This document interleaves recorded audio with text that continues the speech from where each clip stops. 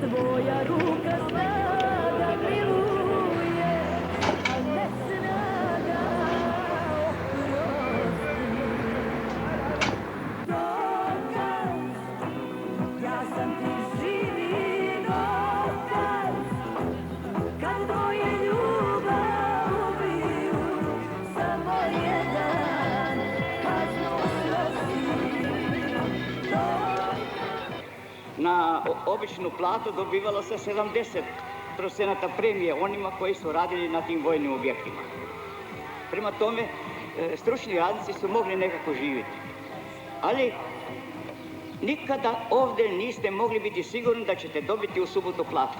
A Kraljevica živjela od brodogradilišta, kao što je izgleda vekovima živjela od ovoga brodogradilišta. Kraljevica je zajedno patila sa radničkim familijama i sa radnicima. Stanovnici Kraljevice. Tako je bilo i onda kad sam ja ovdje radio.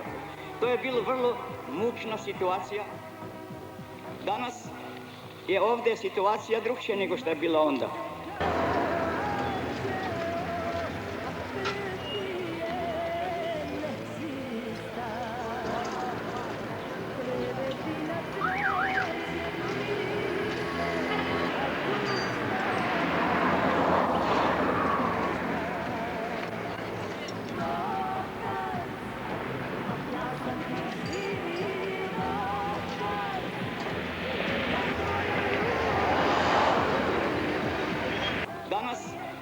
Je ovdje situacija drugčija nego što je bila onda.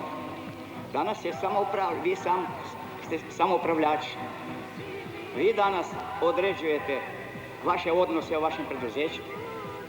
Vi ste do sada pokazali se na visini, jer samoupravljanje je u našoj zemlji dalo ogromne rezultate. Već to sada od 50.